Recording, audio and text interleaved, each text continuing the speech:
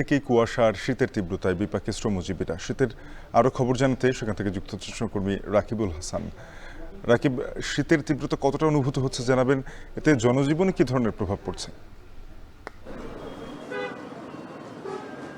শাফিন, এ মাসের শুরু থেকেই আসলে প্রত্যেক দিনই শীতের তাপমাত্রা কম ছিল এবং আজকে রাজশাহী আবহাওয়া অফিস যেটি বলছে 12.3 ডিগ্রি সেলসিয়াস তাপমাত্রা রেকর্ড করা হয়েছে সর্বনিম্ন। এবং তবে সকাল থেকে কিন্তু সূর্যের দেখা মেলেনি, প্রায় 11টা পেরিয়ে গেছে, প্রায় 12:15টার দিকে। তারপরেও কিন্তু আমরা যেটি লক্ষ্য করছি যে এখন পর্যন্ত কিন্তু কুয়াশাচ্ছন্ন পুরো নগর এবং এই ভোরের দিকটাই আরও শীতের অনুভূতি ছিল এবং বাতাসের প্রবাহ ছিল বেশি এবং এখন খানিকটা আমরা গুঁড়ি বৃষ্টি লক্ষ্য করছি। এই রকম পরিস্থিতিতে কিন্তু আসলে খেটে খাওয়া সাধারণ শ্রমজীবী মানুষ যারা রয়েছেন তারা কিন্তু বেশ বিপাকে পড়েছে। এবং আপনি জানেন যে রাজশাহী শহরে সবচেয়ে বেশি আসলে যে গণপরিবহন অটোরিকশা এবং রিক্সা, সেই চালকরাও তারা বলছেন সকাল থেকে বাতাস থাকার কারণে তাদের শীতের অনুভূতি বেড়েছে এবং ভোরের দিকে কাজ করতে বেশ খানিকটা বেগ পেতে হচ্ছে তাদেরকে।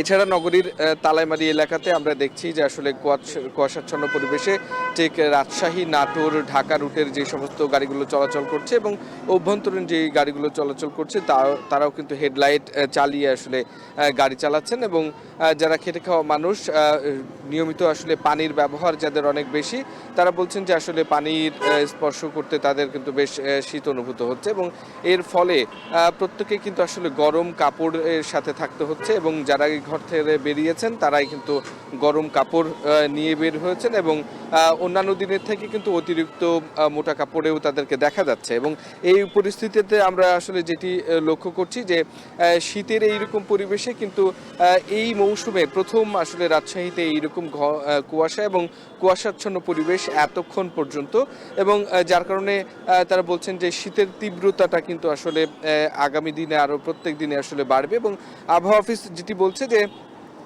এইরকম পরিস্থিতি ধীরে ধীরে আরও বেশি কুয়াশার ঘনত্ব বাড়বে এবং যে তাপমাত্রা দিনে সেটি আসলে কমে আসবে এবং একদিন আসলে শীতে সূর্যের দেখা না মিললে পরের দিন আরও বেশি শীতের অনুভূতি বাড়ে এবং এভাবে আগামীকালও এইরকম শীতের অনুভূতি বাড়তে পারে এবং কুয়াশাচ্ছন্ন পরিস্থিতি থাকতে পারে বলে আবহাওয়া অফিস আমাদেরকে জানিয়েছে। এবং গেল 1 তারিখ থেকে এখন পর্যন্ত প্রত্যেক দিনই কিন্তু 0.3 ডিগ্রি সেলসিয়াস অথবা 2 ডিগ্রি সেলসিয়াস করে আসলে তাপমাত্রা কমেছে।